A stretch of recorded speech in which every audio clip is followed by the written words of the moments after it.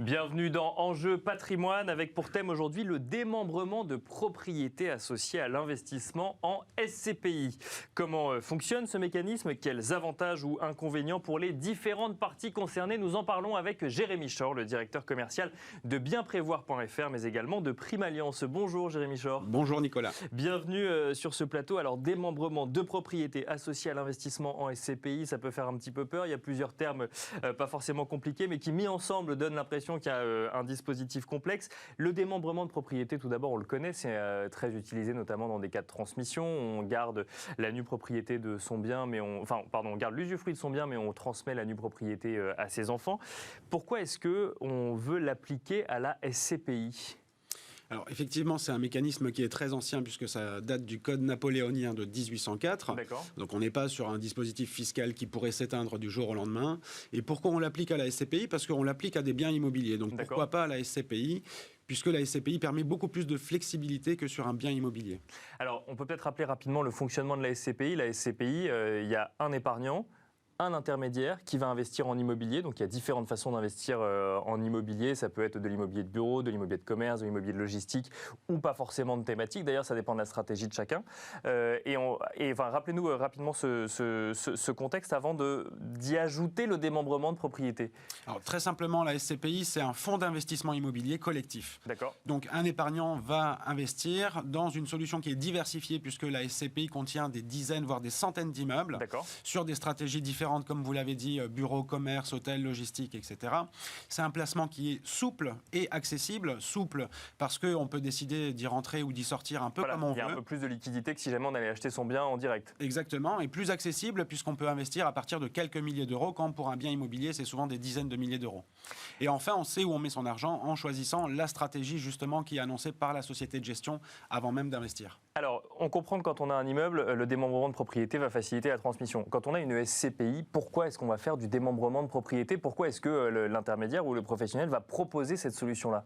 Alors, dans un souci de faciliter la transmission, comme vous l'avez dit, le bien immobilier, c'est une très bonne manière d'investir, de créer son patrimoine et de le transmettre ensuite, mais la SCPI va apporter un peu plus de flexibilité. D'accord. Souvent, au moment de la succession, c'est là où on peut avoir un peu des litiges familiaux, parce que soit les héritiers ne sont pas forcément d'accord sur la répartition du parc immobilier s'il y a plusieurs appartements, ou encore pire, s'il n'y a qu'un appartement, peut-être qu'un héritier va vouloir vendre le bien pour récupérer un peu d'argent, alors que l'autre va peut-être vouloir le conserver.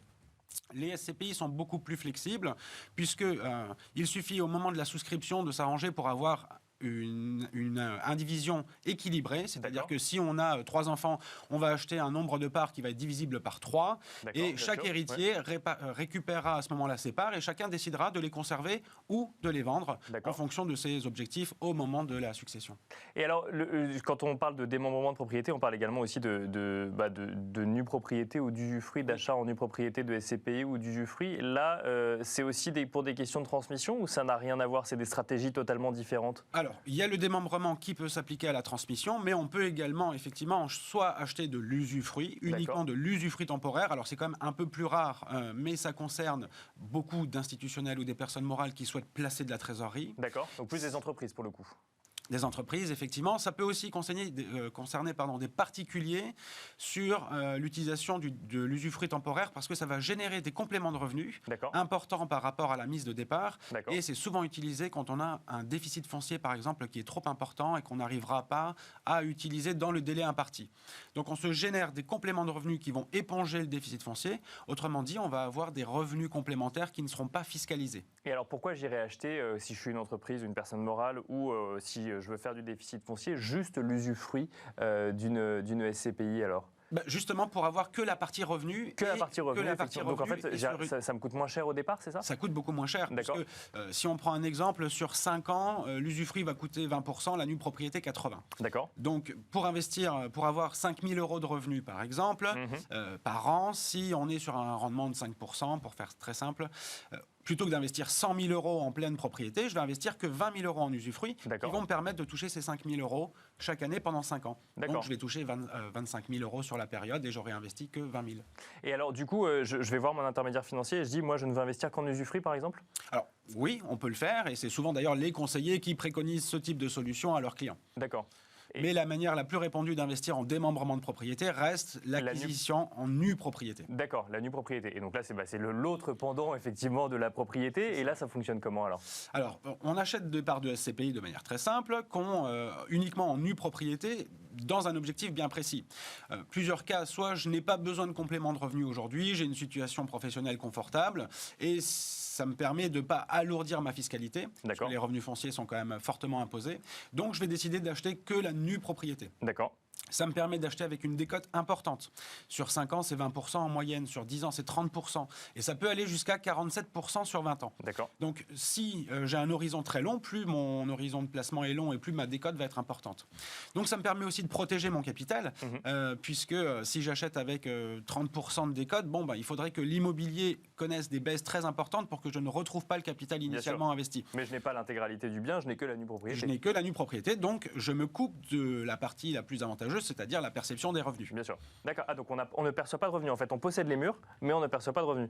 Exactement. C'est tout l'intérêt du mécanisme. C'est on se coupe des revenus qui, eux, vont à l'usufruitier. D'accord. Alors, intérêt, il va falloir nous expliquer du coup quel est cet intérêt. Vous avez évoqué la fiscalité. C'est peut-être là où on va y trouver un intérêt. J'achète avec une décote importante. J'achète sur 5 ans à 80 un immeuble qui vaut 100, par exemple. Ouais. Ensuite, donc, ça me permet de protéger mon capital.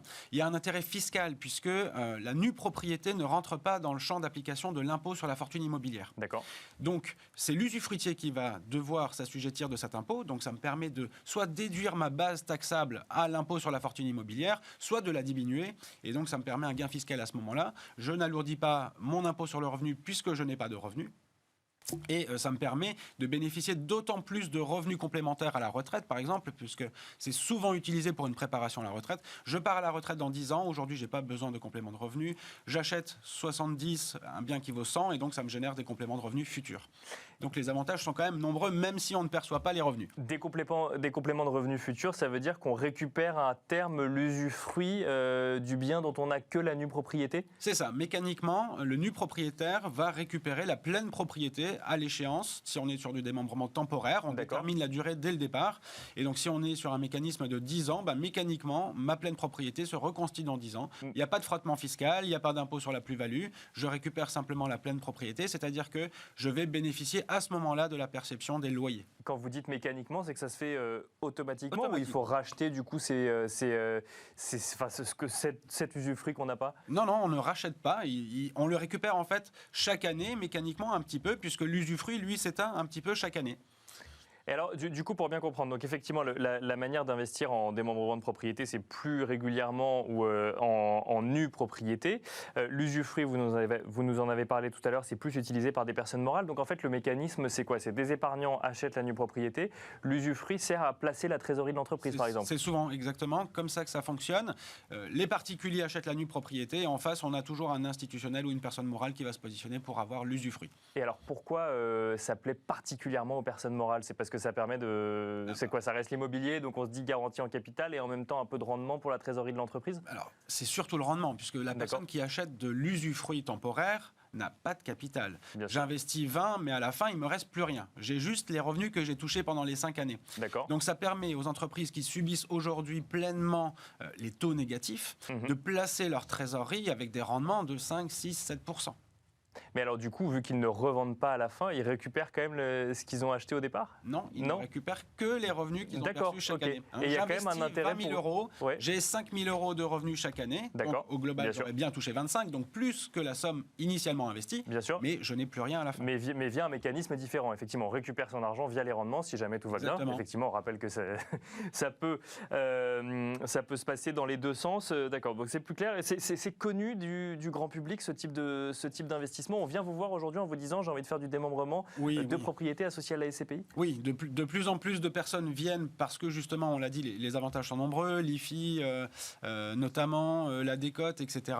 Et on a une plateforme de démembrement qui met justement en relation aujourd'hui des investisseurs particuliers et des personnes morales. Donc on arrive à faire matcher les deux contreparties.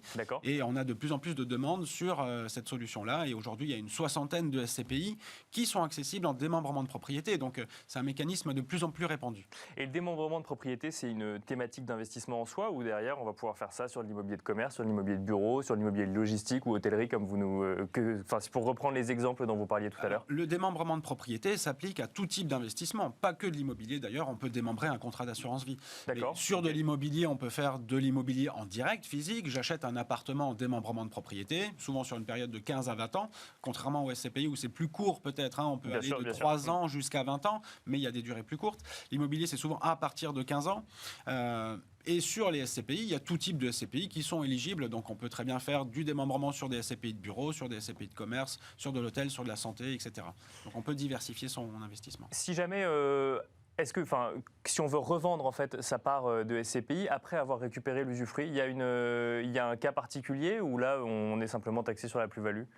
Alors, il y a un avantage à faire aussi ce système-là, c'est qu'on optimise quelque part l'impôt sur la plus-value future, puisque lorsque j'achète en démembrement de propriété, en nue propriété, la valeur qui sera prise en compte pour le calcul de l'impôt sur la plus-value, c'est la valeur de la pleine propriété au moment de l'achat. D'accord. Donc du prix de la nue propriété. C'est ça. Si je fais un exemple sur 10 ans, j'achète 70, quelque chose qui vaut 100, je le revends 110, ma plus-value n'est que de 10, puisque ma valeur initiale en pleine propriété était de 100. D'accord, alors que je n'ai payé que 70, mais la valeur était de 100. D'accord. Exactement. Donc c'est important. Par contre, vous parlez de la revente, et ça c'est peut-être un inconvénient qu'il faut quand même souligner pour les épargnants, c'est qu'il n'y a pas beaucoup de liquidité lorsqu'on achète en démembrement temporaire. D'accord. Je m'engage sur une période de 10 ans, ça peut paraître un peu compliqué de revendre à 3 ans ou à 4 ans ou à 5 ans, parce qu'il va falloir retrouver une personne en face qui va racheter finalement la durée restante. Propriété. Okay. Merci beaucoup de nous avoir alertés sur ce point et de nous avoir détaillé le démembrement de propriété associé à l'investissement en SCPI. Jérémy Chor, vous nous avez fait même un petit teasing pour peut-être un prochain sujet dans Smart Patrimoine, le démembrement de propriété associé à l'assurance vie. On verra. Il faudra peut-être le creuser un peu plus ensemble. Merci beaucoup en tout cas Jérémy Chor, directeur commercial de bienprévoir.fr et de Prime Alliance. Quant à vous, on se retrouve tout de suite dans la deuxième partie de Smart Patrimoine.